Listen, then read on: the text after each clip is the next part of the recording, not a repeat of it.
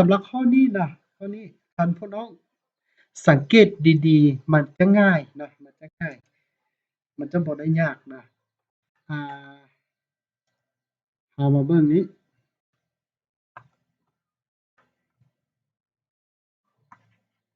อาจารย์จะแก้ให้เบิ่ง r เท่ากับอาจารย์จะเขียนเป็นอันนี้จะเป็น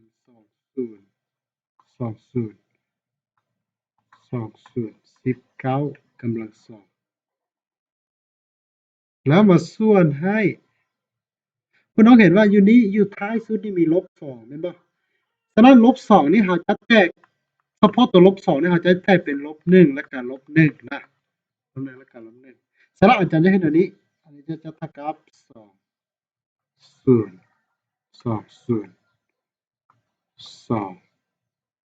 ศูนย์18กำลังสองอาจารย์จะแตกเป็นลบหนึ่งฉะนั้นอาจารย์จะเอาลบหนึ่งตัวหนึ่งมาใส่นี่นะแล้วมาบวกให้สองศูนย์สองศูนย์สองศูนย์สองศูนย์นี้ลบให้หนึ่ง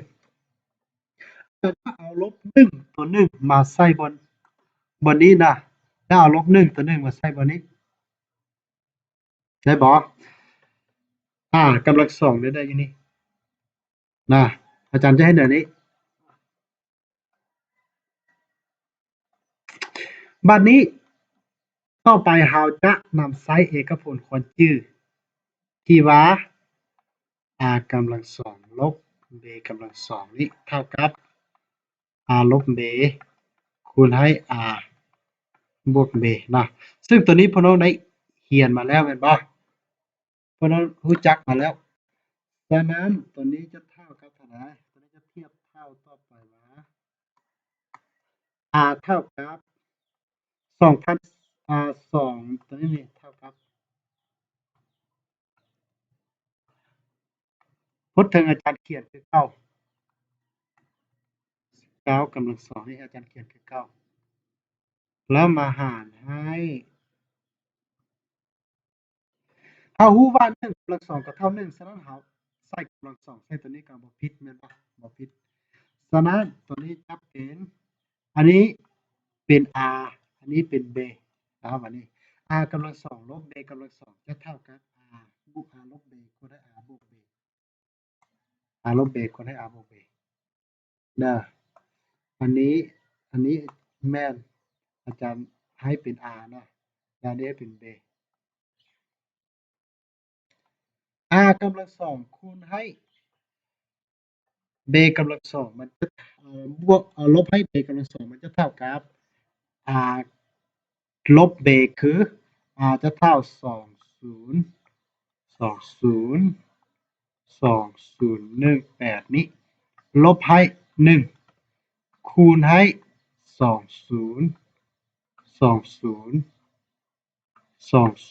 20202018มาบวก1นี่แม่นบ่แล้วจึงมาบวกให้พจน์ทางหลังนี้นะพจน์ทางหลังพจน์ทางหลังอาจารย์เฮ็ดคือกันอันนี้เท่า r และอันนี้เท่า b นะอาจารย์จะได้มันจะเป็น2020ลบ1นะคูณให้2020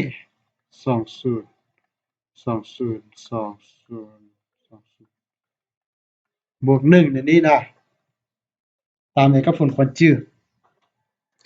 เทียบเท่าต่อไป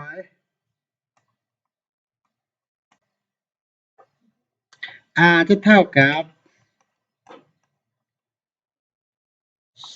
2020ตัวเทิงอาจารย์เขียนคือ9นะตัวอย่าลืมเราจะนำใช้การบวกซึ่ง20202018นี้ลบให้1มันจะยังเหลือแต่202017เนี่ยนี่แม่นบ่แล้วมาคูณให้บัดนี้ตัวนี้บวกให้1มันจะเท่ากับ2019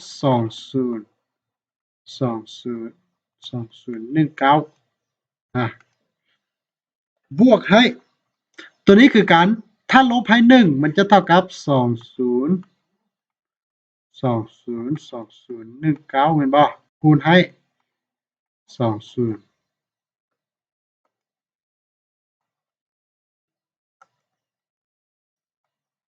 20 20บวกให้1จะเป็น21อย่างนี้นะบัดนี้บ่ต้องสังเกตเห็นว่าอยู่นี้ก็มีอ่าตัวนี้กับตัวนี้คือกันแม่นบ่ฉะนั้นเราแยกออกเป็นชุดคูณแยกออกเป็นชุดคูณตอนนี้เราจะได้ตัวนี้จะเท่ากับเทียบเท่านะมันจะเทียบเท่าต่อไปว่า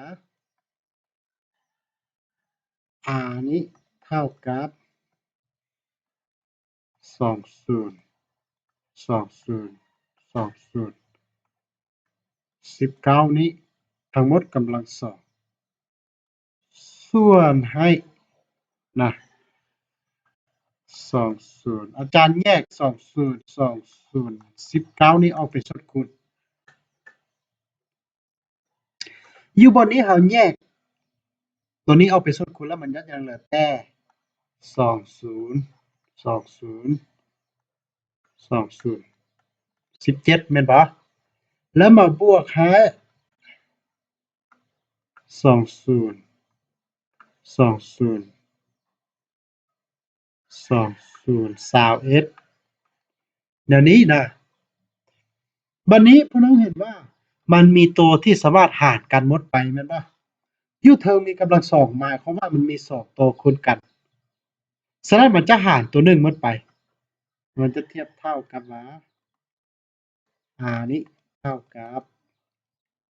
อืมได้อยู่เทิงนี่มี2ตัวนะตัวนี้ถ้าอาจารย์บ่เขียนเป็นกำลังสองอาจารย์เขียนอันนี้ก็ได้นะคูณให้20 20 20 19อย่างนี้นะ2ตัวคูณกันมันจะเท่ากำลังสองคือกันวันนี้เราเห็นว่าตัวนี้กับตัวนี้หารกันหมดไปแม่นบ่สุดท้ายมันจะยังเหลือแต่20 20 20 19นี้มาหารให้เท่าใด20 20 20 17บวกให้20 21แบบนี้นะบวกกันเราจะได้เนาะบวกกัน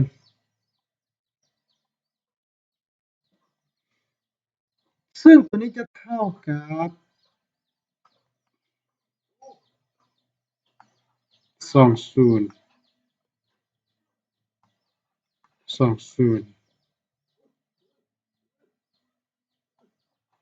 20 19นี่นะส่วนให้เราบวกกันน่ะเราเอา1บวก7เป็น8แม่นบ่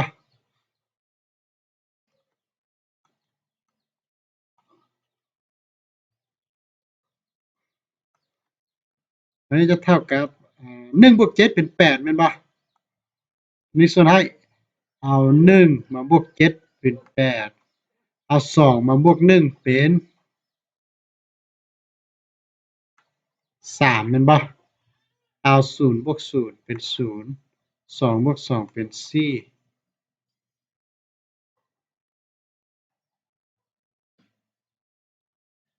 2บวก2เป็น4 0บวก0เป็น0ก็4 0 4เดี๋ยวนี้นะอันนี้ถ้าอาจารย์แยก2ออกเป็นสูตรคูณตัวนี้จะเท่ากับ20 20 20 19นี้ส่วนกับ2คูณให้เขาแยก2ออกเป็นสูตรคูณตัวนี้จะเป็น20 20 20 19แม่นบ่แสดงเราเห็นว่าตัวแทนกับตัวรูปคือกันเนาะอันนี้หารกันหมดไปฉะนั้นสุดท้ายมันจะเทียบเท่ากับว่าเท่ากับ 1/2อยู่เทิงหารกันหมดไปมันยังเหลือ1แม่นบ่อยู่รูปหารหมดยังเหลือ2เนาะอยู่รูปหารหมดยังเหลือ2ฉะนั้นมันจะเท่ากับอ่า1/2นะงั้นคำตอบคือ r เท่ากับ1/2ฉะนั้น r จะเท่ากับ1/2นะอันนี้เป็นคำตอบในจับเป็นระยะยาวหน่อยหนึ่งซื่อๆคันว่าที่ว่ายากตัวนี้บ่ยากเนาะมันจะออกอยู่ในรูปแบบถ้าเราคิดหลายๆขึ้นซื่อๆส่วนวิธีคิดหลายมันจะเป็นวิธีง่ายๆธรรมดานะอาจารย์ให้เวลาเพื่อน้องจดเอา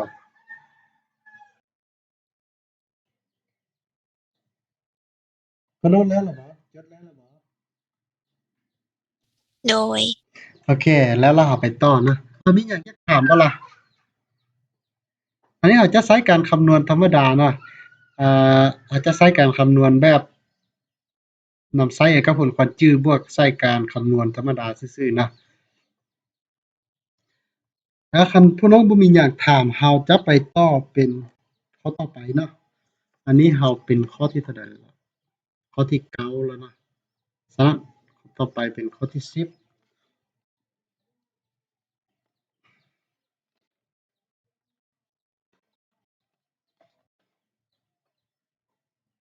ข้อที่10นี้ลงมาแก้ข้อนี้เบิ่งเนาะเพิ่นว่าให้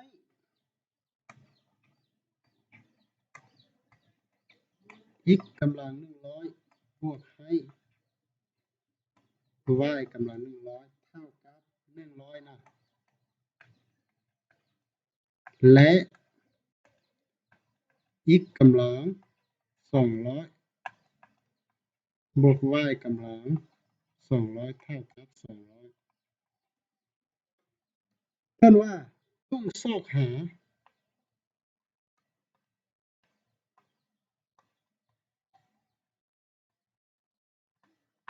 ค่าของ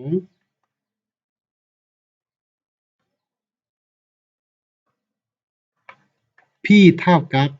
x กำลัง300บวกให้ y กำลัง300นั่นนี่เนาะเอาลอกข้อนี้เบิ่ง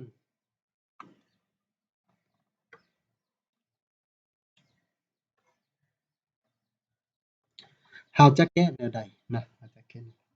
สำหรับบทเลขที่มีตัวเลขใหญ่ที่ว่าเราแก้ยากเราสามารถเราสามารถวางตัวรับช่วยเนาะเพื่อเฮ็ดให้มันเป็นกำลังน้อยลงไปก็ได้คือกันเนาะ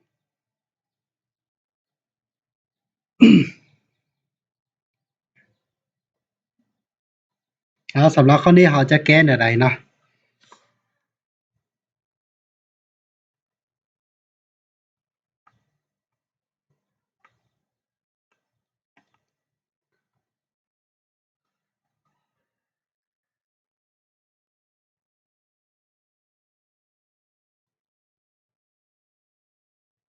พวกน้องเคย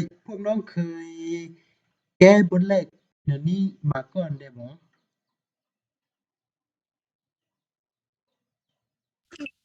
อาจารย์อ่าบทเลขแบบนี้เราจะวางตัวรับช่วยเนาะเราจะวางตัวรับช่วยเพราะว่าพวกน้องเห็นว่า y กำลัง100นี่นะอ่ะพวกน้องเห็นว่าเราเห็นว่า x กำลัง100นี่นะ x กำลัง200นี่นะมันจะเท่ากับ x กำลัง100เห็นป่ะแล้วทั้งหมดกำลัง2นะวันนี้ x กำลัง300เด้จะเท่ากับ x กำลัง100ทั้งหมดกำลัง3นะเดี๋ยวนี้คันซั้นอาจารย์จะวาง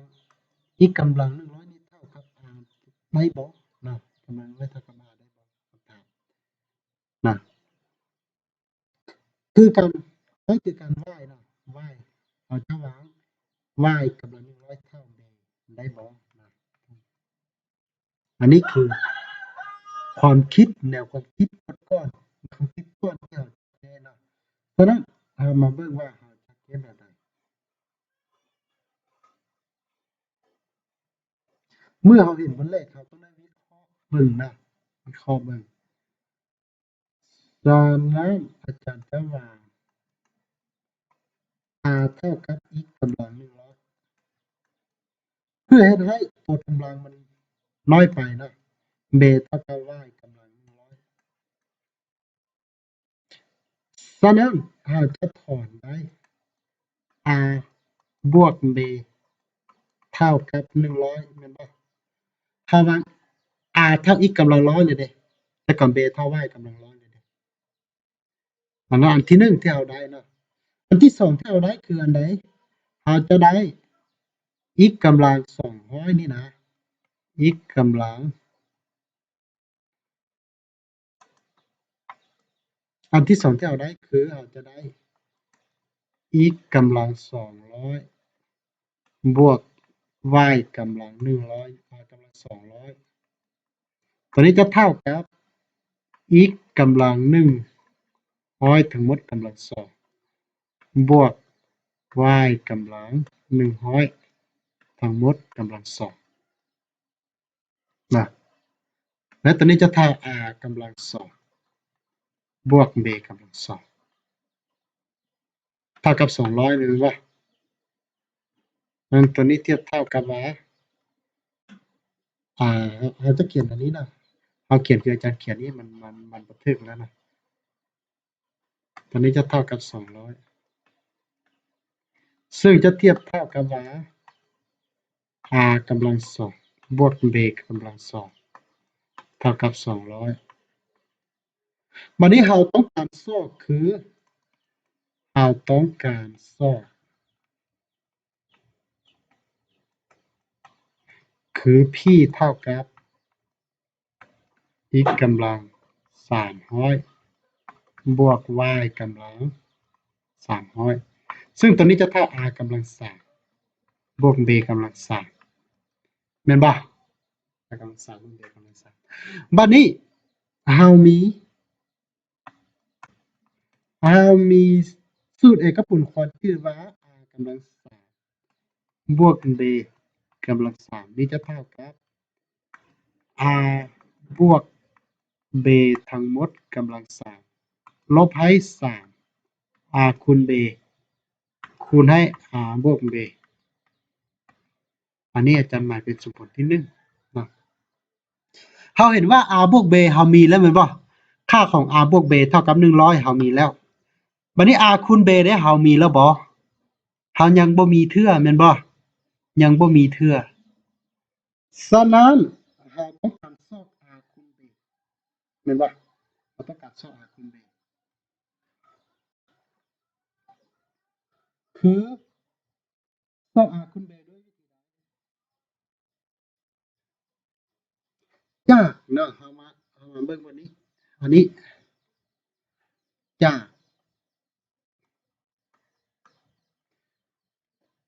เพื่อเฮ็ดให้มันเกิดมี r คูณ b จาก r กำลัง2บวก b กำลัง2นี้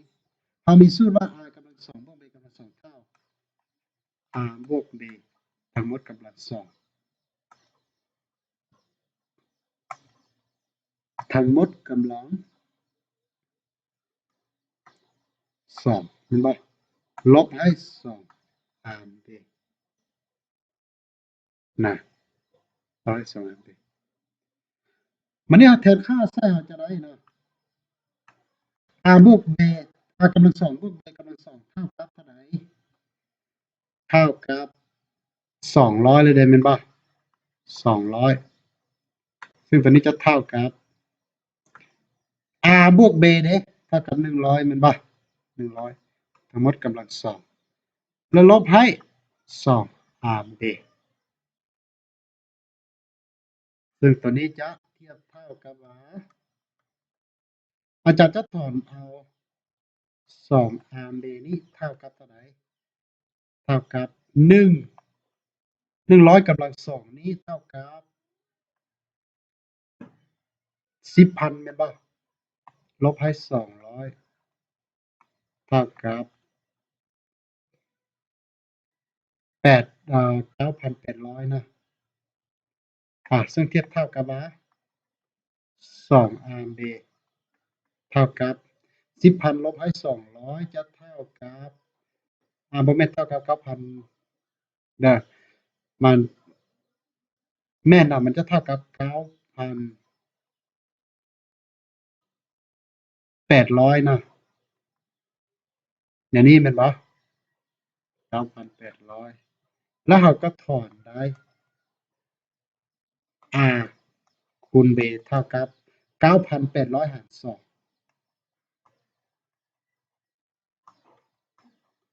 ซึ่งตัวนี้จะเท่ากับ4,900เนาะ4,900มันเอาไปแทนใส่1แล้วเราได้เนาะแทนใส่1เราได้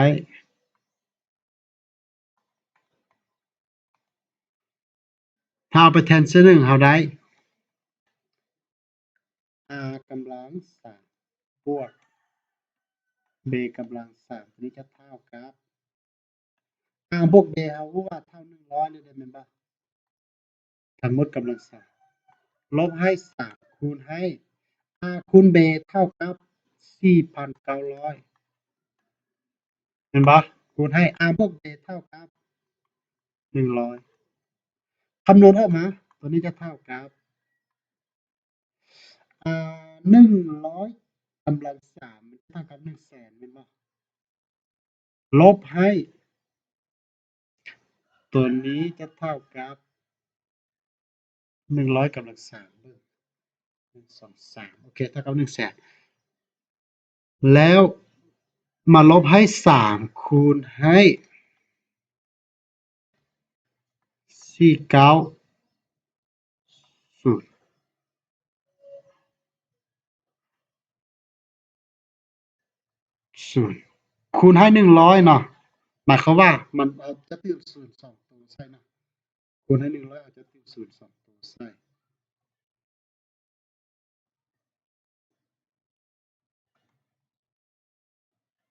คืออีกตัวหนึงแม่นบ่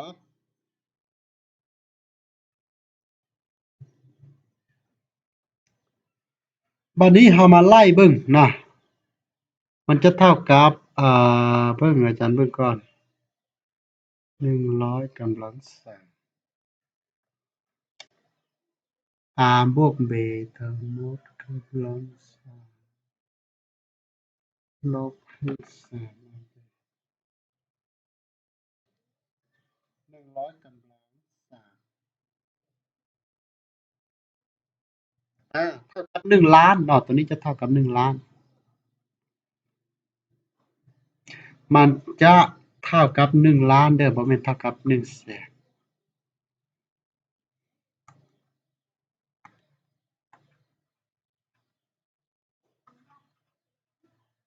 อันนี้ลบให้3คูณให้4ตัวนี้จะเท่ากับ1ล้านลบให้3คูณให้490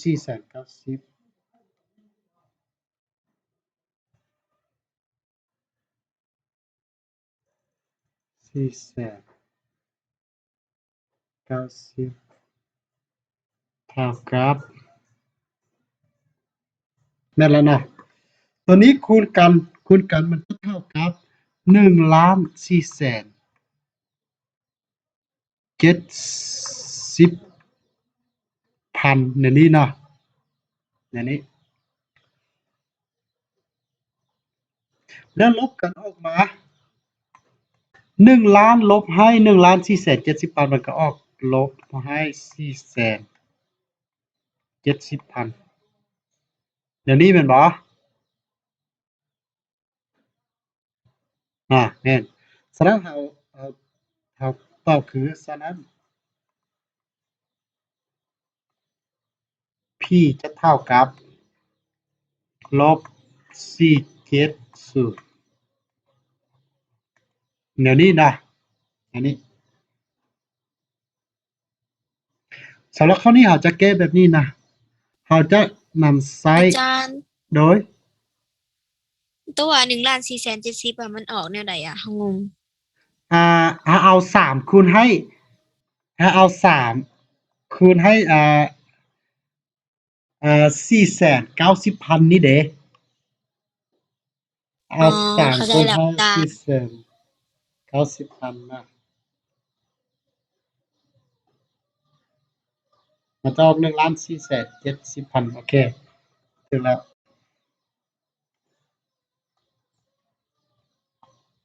ข้อต่อไปข้อนี้จะง่ายนะข้อนี้เป็นข้อที่11นะ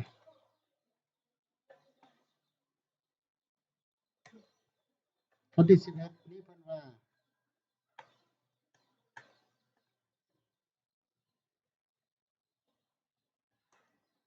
ถ้าว่า40กำลัง2ลบให้50คูณ3กำลัง2ทั้งหมดกำลัง2ลบให้20กำลัง2บวกให้2คูณ5กำลัง3ทั้งหมดกำลัง2เท่ากับ3กำลัง2คูณให้10กำลัง n นะเพิ่นว่าซอกจงซอกค่าของ n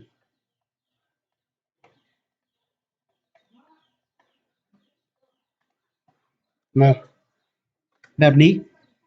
เห็นบ่แบบนี้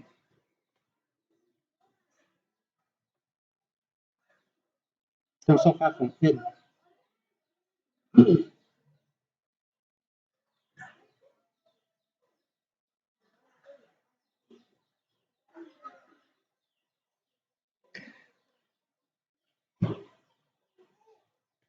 เอาสำหรับข้อนี้อ่าอาจารย์จะแนะนำเลยเนาะสำหรับข้อนี้แนวความคิดทำคิดที่เราจะแก้คือ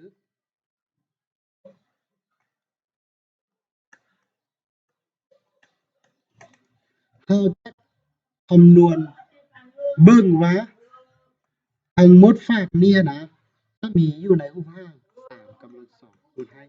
10กำลังจำนวนใด1เนาะกำลังจำนวนใด1แล้วเมื่อเรามาเทียบใส่กันเนาะเราจะได้ว่า n น่ะจะเท่ากับจำนวนนั้นเลยเนาะจำนวนนั้นจะเท่ากับ n น่ะนั่นคือวิธี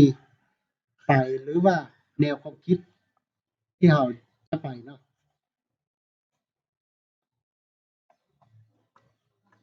เอาบัดนี้เราไปแก้เบิ่งจ้า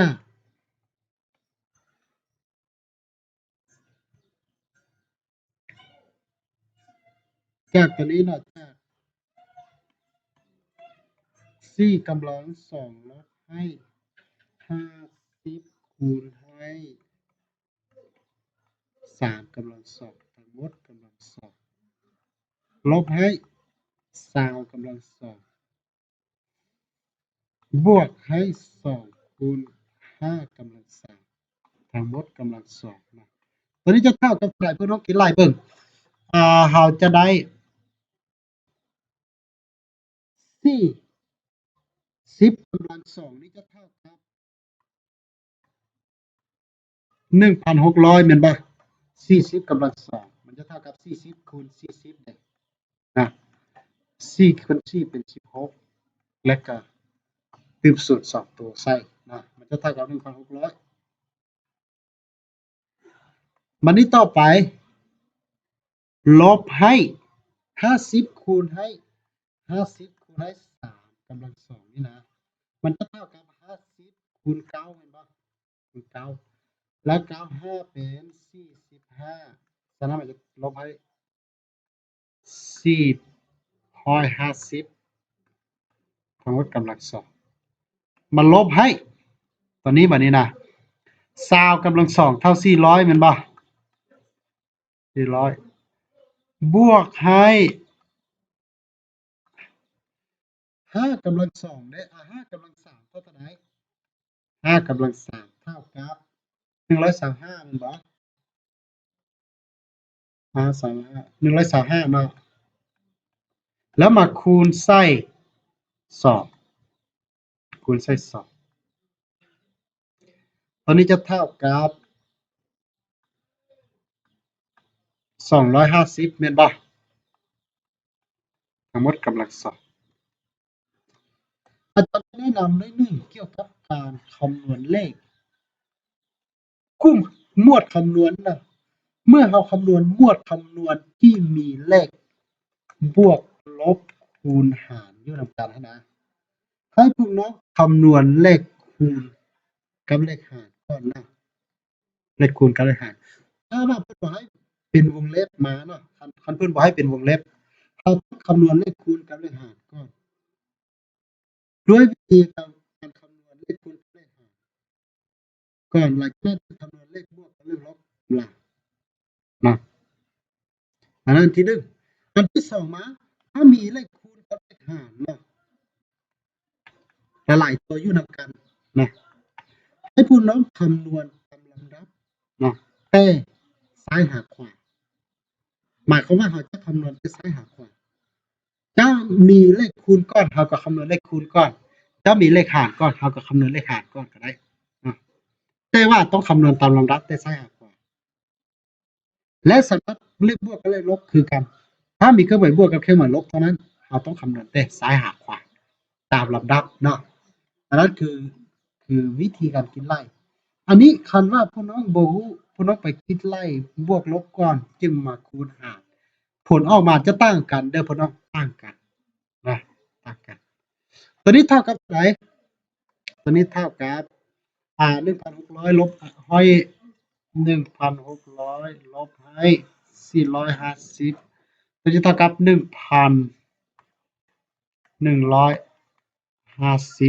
ทั้งหมดกำลัง2แม่นบ่มาลบให้ตัวนี้เด้เฮ้ยตัวนี้บ่ถูกแล้วอาจารย์ลืมเลขศูนย์ติ เร็วเลขศูนย์แม่นบ่250ทั้งหมดกำลัง2ในนี้แม่นบ่บวกเข้ากันจะออกเป็น650ทั้งหมดกำลัง2แม่นบ่จากตัวนี้นะพวกน้องจะใช้กับผล r กำลัง2ลบ b กำลัง2ก็ได้นะคันบ่ซั้นพวกน้องจะคิดไล่กำลัง2ออกมาก็ได้นะถ้าคิดไล่กำลัง2ออกมามันจะใหญ่มันจะหลายฉะนั้นเราจะใช้แบบนี้นะซึ่งตัวนี้จะเท่ากับ100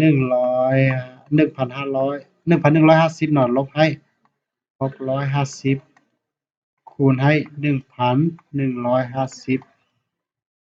บวกให้อ่า650นะอย่างนี้ซึ่งตัวนี้จะเท่ากับลบออกมาลบออกมา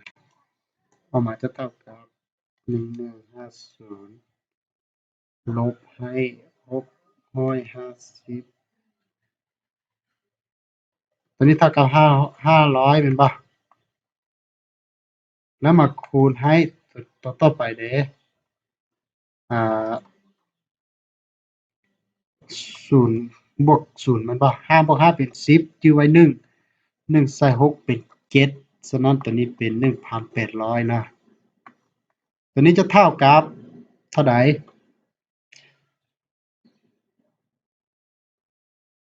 9จะเอาคูณเอา58 40 515เป็น9เนาะ90แล้วตึม0 4ตัว1 2 3 4แม่นบ่ซึ่งตัวนี้จะเท่ากับ9คูณให้10กำลัง5แม่นบ่มี0 5ตัวเด้แล้วตัวนี้จะเท่ากับ3กำลัง2คูณให้10กำลัง5เอาบัดนี้ได้แล้วบ่บัดนี้ได้เลยแม่นบ่บัดนี้เราได้เนาะ3กำลัง2คูณ10กำลัง5ตัวนี้จะเท่ากับ3กำลัง2คูณ10กำลัง n บัดนี้เราถอน n เท่าใด เขาเห็นว่านี่กำลังสอง3กำลัง2นี่กับ3กำลัง2 10กำลัง5กับ10กำลัง n ฉะนั้น n เท่า5นะ2ผลนี้เท่ากัน หมายความว่า n ต้องเท่า5เนาะ n ต้องเท่า5ก็อืมอ่า2ผลนี้จะเท่ากันก็ต่อเมื่อ n เท่า5นะถ้า n บ่เท่า5ก็หมายความว่ามันบ่เท่ากันนะ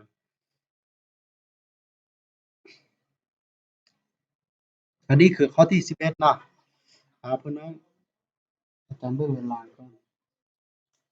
เวลาเราหมดแล้วแม่นบ่หมดแล้วฉะนั้นอันนี้พี่น้องแคปเอาเด้อพี่น้องแคปเอาพี่น้องแคปเอาและอาจารย์ก็ฝากต่อเป็นเวียกบ้านข้อนี้นะเวียกบ้านสำหรับตัวนี้มีหยังอยากถามบ่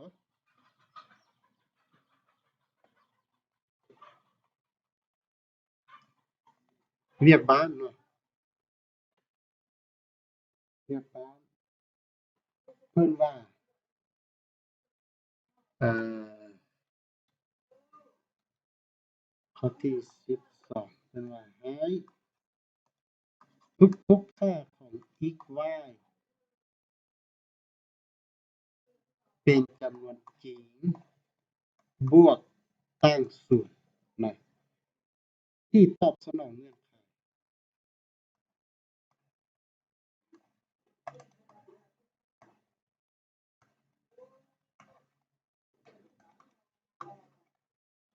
ที่ตอบสนองเงื่อนไข x กำลัง2บวก y กำลัง2เท่ากับ x กำลัง3บวก y กำลัง3เท่า x กำลัง4บวก y กำลัง4เท่าจำนะเพราะว่าทุกซอกค่าของ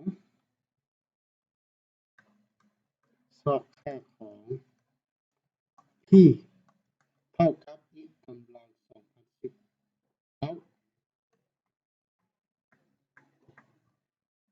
บวกให้ y กำลัง2019นะพี่น้องเอาไปแก้เบิ่งอาจารย์แนะนำวิธีนะพี่น้องไปซอกให้ได้ค่าของ x และก็ค่าของ y หลังจากนั้นเราก็จะมาคำนวณเบิ่งว่า x กำลัง19